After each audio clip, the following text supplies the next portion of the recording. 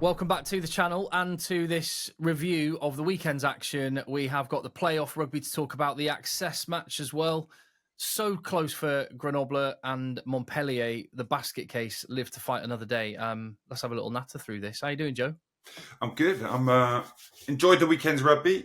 Really, that accession match, the Montpellier Grenoble match, is incredible. I wish we need relegation and promotion to come back in the UK. They need to build up the clubs, of course, but that was an epic in the stadium. Atmosphere is incredible, wasn't it? Yeah, whoever came up with the idea for that access match is an absolute genius. Yeah, It's the drama. Yeah, I mean, heartbreaking. We'll get on to that match in a minute, but it all started with Toulon against La Rochelle. And La Rochelle, who've been stuttering this season, and Toulon, who've been growing in confidence, but normal service was resumed in Toulon. Yeah, I think La Rochelle have really been struggling, especially before Christmas. They're an organisation team. They're a very Anglo team. Ronagaro's put his stamp on them. And they're an Anglo team, kind of playing a bit like a Kiwi-Irish hybrid. And when they can't control the game as well, when they can't dominate the opposition, they struggle. But little by little, they've been getting back to that team that suffocates the opposition, gives them very little field position, very little time on the ball. And in attack, they're efficient and they can take their chances. So they got back to that kind of recipe they had that won them the European Cup. And yeah, they're looking strong. Mentally, I think they're on a high. They're nothing to lose almost. They just crept into the last six, pretty much. And now they're... What would you say is the thing that's got them back to where they were and they've sort of been able to hit reset? I think it's a combination of things. It's never one thing. The defence is on fire, but it's not been too bad the whole season. The defence, I think they're number one defence in the league. So it's not been something that's been too bad all season. But one of the reasons they're the best defence in the league, yes, all the tackling, line speed, creating turnovers, that's part of it. But also, the reason they're best defence is their attack doesn't give up many turnovers, doesn't give up many opportunities. They don't really expose themselves and take much risk. But they found a better balance now. They found a balance where maybe they're going to expose themselves a little bit more, but they're scoring more points. They're being more threatening in attack. And they've become a team that's got a better balance when it comes to that risk and payoff benefit. And I think that's one of the major reasons now they can score points. But that Toulon game was, I think, if you took one reason, the defence for me was the reason they won that game. Yeah, 29 points to 34 at half time. They weathered that second half, 2 yellow cards, and a comeback from Toulon. How will Toulon be assessing their season? Because it was their first time in the playoffs for a long time. Yeah, I think Mignoni is a guy who's, again, he's more of a structured, organised coach. So he creates teams that are difficult to play against, like Toulon. And when you have the money and the ability to buy some of the athletes and beasts they got in their team, then, yeah, Toulon rightfully should be in the top six with that kind of recipe going on. But then you come up against a team like La Rochelle, who, again, are structured, organised, won't give anything up. They've got their beast. They got Skelton, who's the biggest beast. So when you've got that situation, it's tough for a team like that to beat them. But now La Rochelle are going to go into a game against Toulouse, who are a radically different team to Toulon. And really, Toulon, I think, probably to move forward and become better. They've had a decent season, got into the top six, but to take that next step up, they've got to make the journey we talked about La Rochelle doing this year a little bit in terms of working out how they can speed their game up, which means taking a little bit more risk without going so far that they give up so many points they're just not in the race. Saran's been fun to watch this season, hasn't he? Yeah, I mean, I coached him at Bordeaux for years. He came through there. He's from that part of the world. He's just an incredible, skillful talent. Again, he's somebody who would be prepared to take risk. For a period of time, he took too much and he was causing, for a 9, you can't take that much risk. You can't have that many turnovers. For a while, that was his problem. But as a skillful player to coach, some people you see in training just do these incredible things, jaw-dropping moments, unbelievable things they can do that you've never seen before. After a lifetime in rugby, I've never seen a guy do that before. And he could do that once a month. I reckon. It was stunning. Some of the stuff he did was amazing. And yeah, this year he's come back. He's a leader as well now. He's grown up. He's older. He's been phenomenal this year. It's a shame he was injured before for a lot of the season, because I think he may have been knocking on the French door with Dupont gone at the sevens. 100%. And but obviously the fans were really excited to have playoff rugby and in Toulon as well. Did you see that they walked? I mean, it's obviously wild when they walk into the stadium anyway with the fans there, but they rolled out a red carpet for them to walk on this time. Yeah, I can't wait to do the Toulon episode, because their motto is all is different down here, and it is. The people are nuts. They're crazy, and there's a traditional walk-in they do before they come in. But for a big game like that, it would be epic. Down a tight corridor. The opposition have to do the same walk from the hotel, which is kind of in the complex, through to the stadium, and the fans are there shouting, screaming abuse, getting the pressure up, racking up the notches as you get closer and closer to the changing room. So it's just an incredible kind of cauldron, old school gladiatorial place to go and play rugby, which is something I think we all love. Do you love those hostile atmospheres when you were a player visiting somewhere else? Say with England, for example, do you love it when you go somewhere hostile? Yeah, I think the Millennium Stadium is one of my favourite stadiums, because the atmosphere there was always incredible. Yeah, a bit hostile, but incredible. And in France as well, Perpignan were probably better than Toulon in that period, despite being a small city. And that atmosphere was incredible. As you can see from the fans we've seen this year, they're nuts there as well. Basically, Mediterranean coast, everyone's nuts when it comes to supporting their team. So whenever we used to go and play there, I used to love it. I used to love the atmosphere. I couldn't understand what they were saying then, so now maybe I take a bit more offence, but no, I still really enjoy playing there.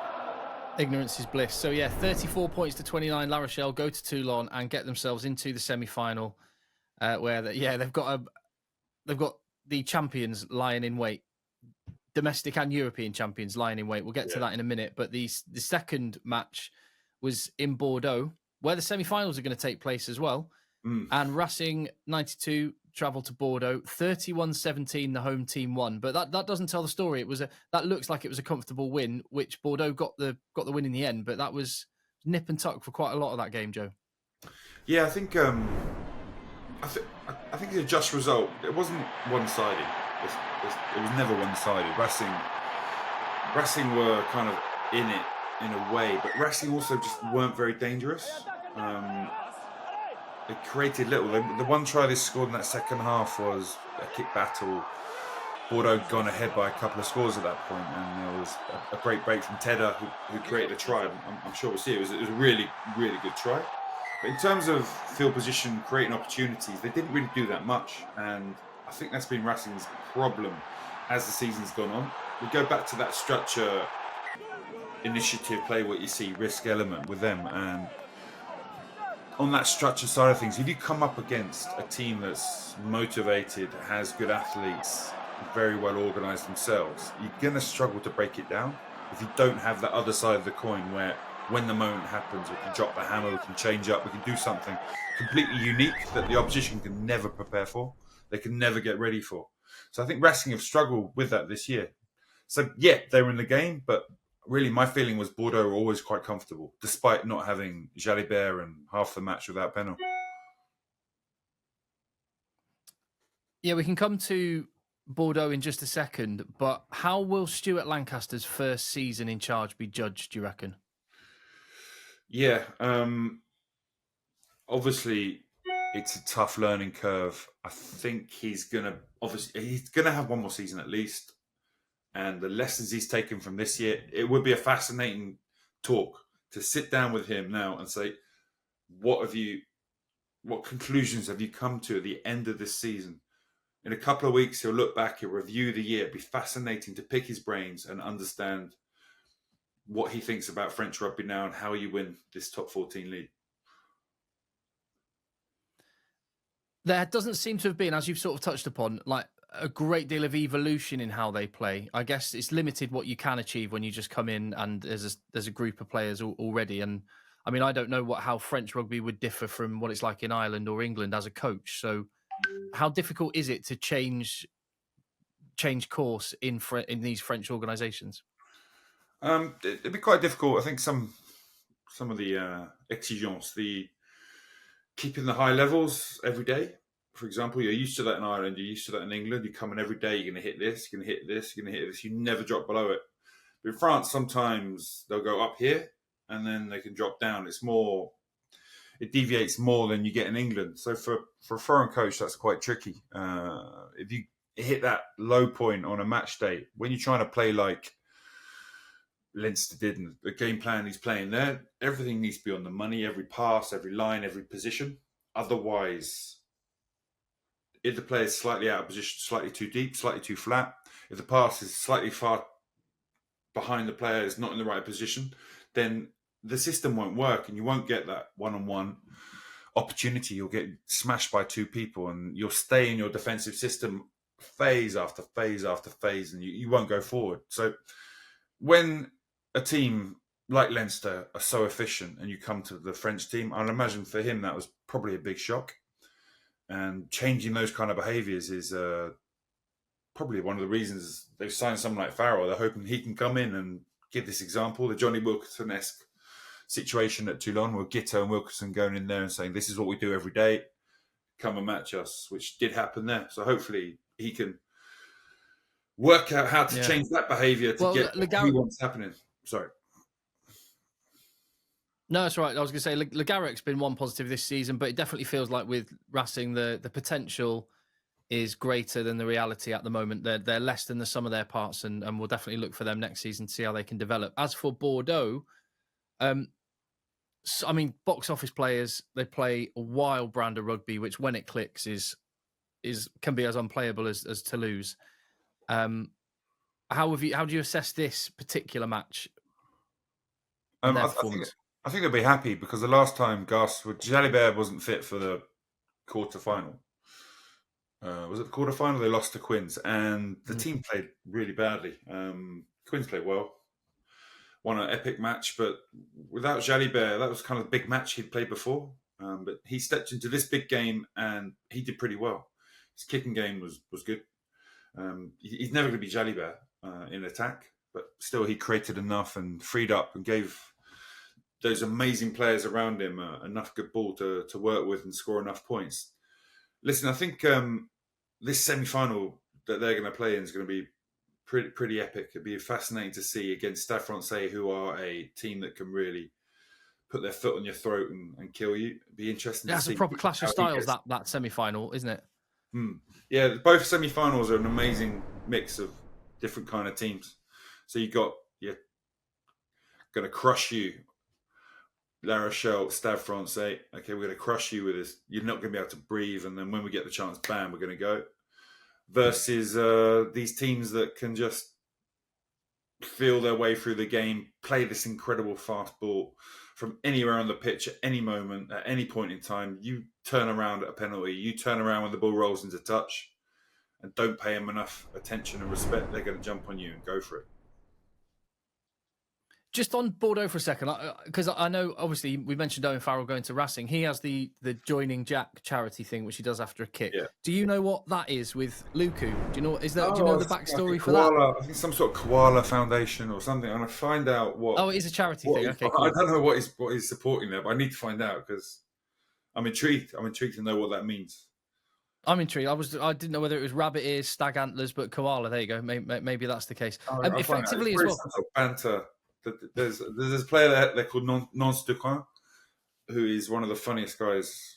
We'll have to get him on the show at some point. Yeah, it'd be something to do with him, I'm sure. He comes up with all these. You see them do these 1,000,000 point check things with each other when they score. That's due to him.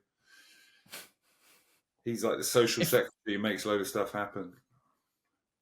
Oh, so social secretaries. That's. What else?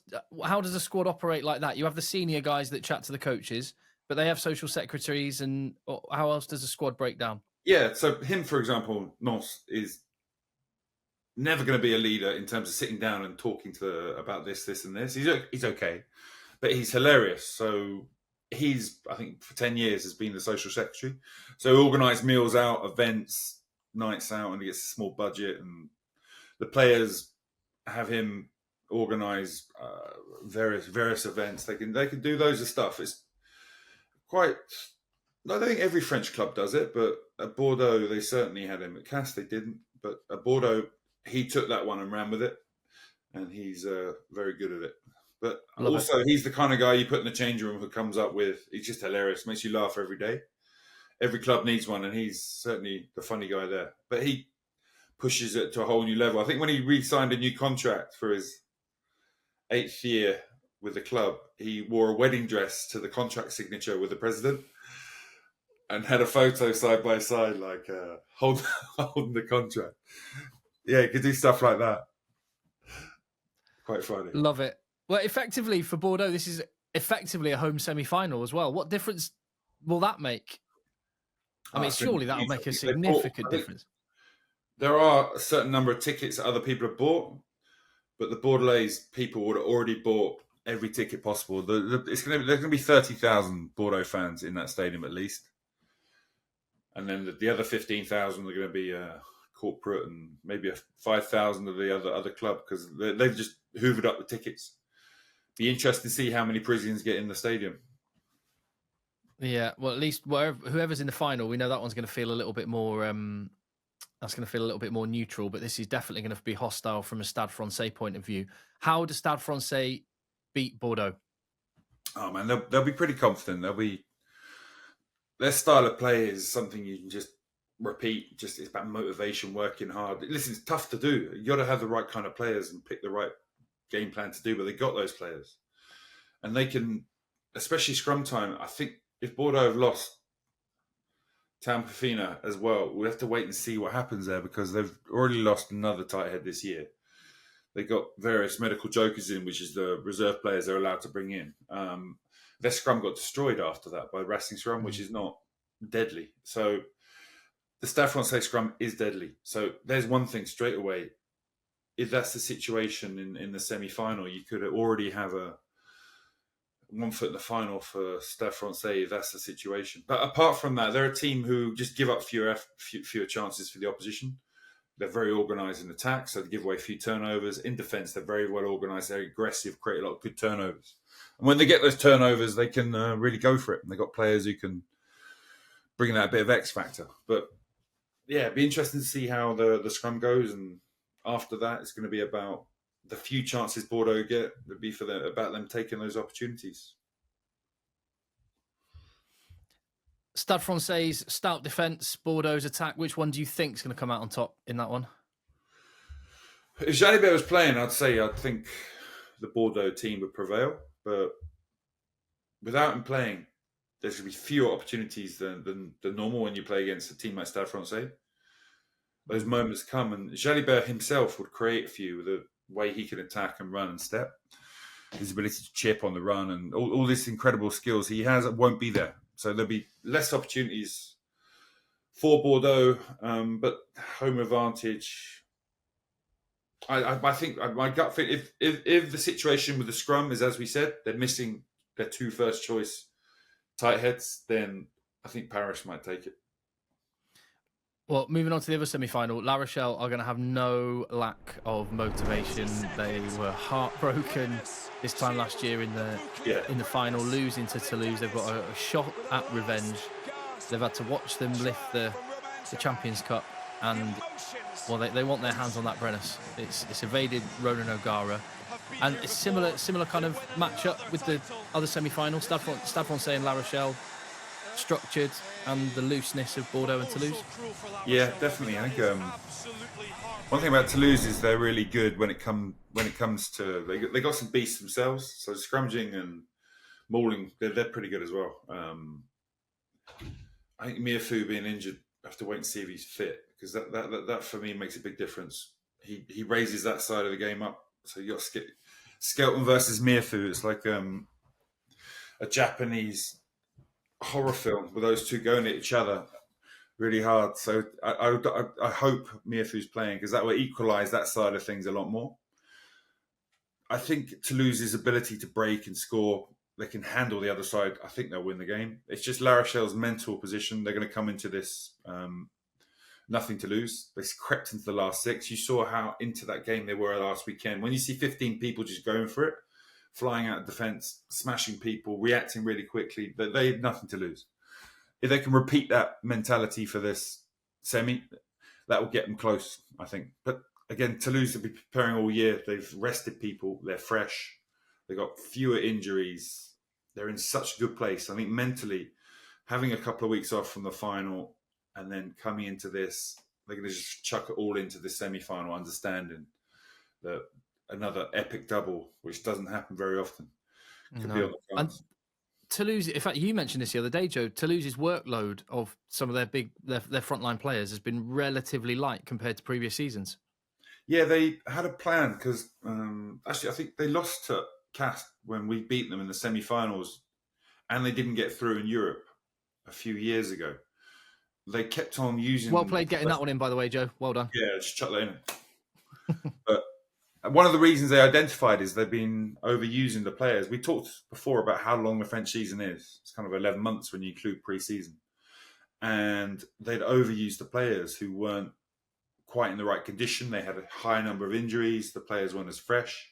So since that moment, they've been a lot more active in kind of controlling how much training time, how much playing time everyone's getting, so that they can come into these kind of games now at the key moment, money time point in the season. They're in a position where they're flying, and that's been a big difference for them, and especially this year, a little bit last year. But the result of resting players is you need to put a second team and sometimes some academy boys in the starting team. But this year, even with a second team / academy, they've actually won a few games and rested people, which just speaks volumes about their academy and how strong the player group is they have at that club. So your gut feeling is we're going to see this one's less in the balance than the other one. The other game, you're looking for the team sheets to come out before you see how it will play out between Stade Francais and Bordeaux. I think Mierfu would be a big difference because without him, that second row, back row is a little bit light, even with Arnold around.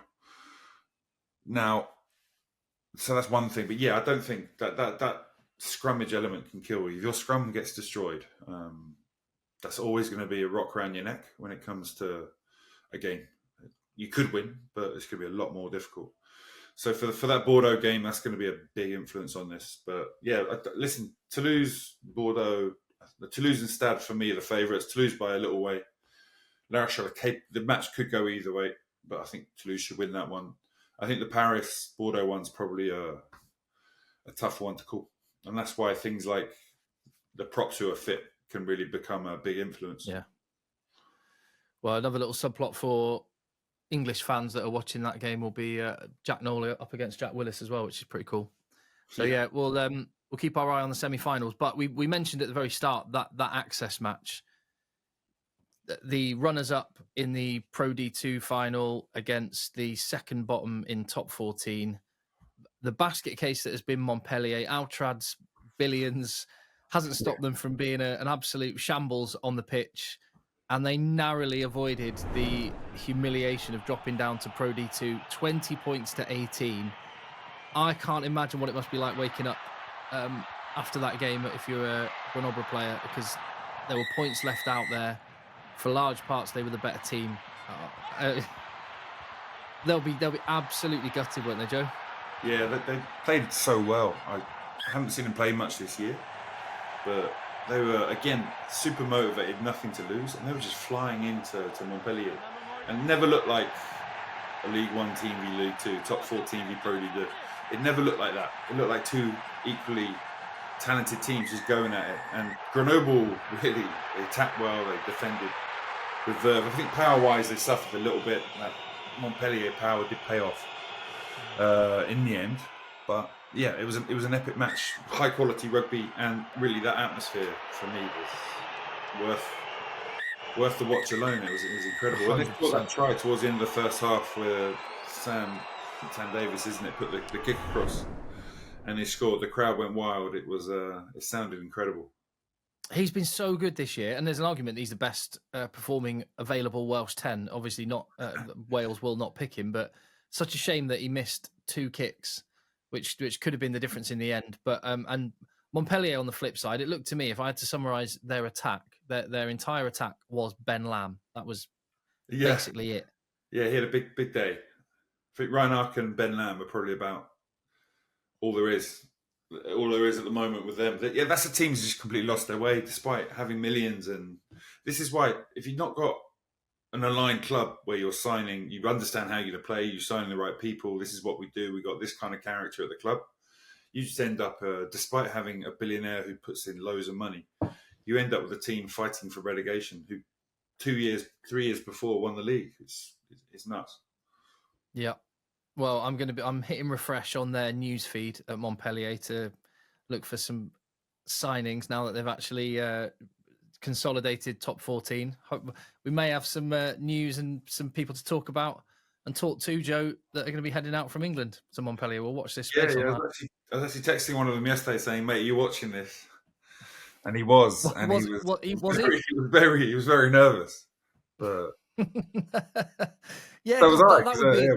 I don't know what's going to happen if he terrible place. I was going to say, being in that situation, had Grenoble won, like it's not a time when you want to be on the open market, is it? There's not many opportunities at this point in the season. No, I didn't know. Is it reliant on them being in top 14 for the contract to happen? What's going to happen? Yeah, so I was like, oh, Jesus. So I'd imagine his heart rate went up 30% during that game. Yeah, definitely. Yeah. Well, it speaks to the strength of French rugby that, like you say, you had a team from Pro League 2 who just looked completely at home against that team, and the fact that there is that overlap in a way that there isn't really anywhere else. I'd love that to be the case in English rugby, and we'll look at that long term. But yeah, they're doing something right in France. Class, Joe, what are your plans for the week? Pretty boring. It's very boring, actually. Putting some stuff in a van and driving it down to London. That's one thing I'm going to be doing. I'm going to Croatia on Friday. That's another thing I'm doing. That's less boring. I want to go to the semi-finals. I'm not sure if I will. Maybe the final in Marseille instead. But either one will be an epic weekend. Awesome. Right, well, I'll catch you on the other side of the semis, Joe. Top man. I'm going to say goodbye there.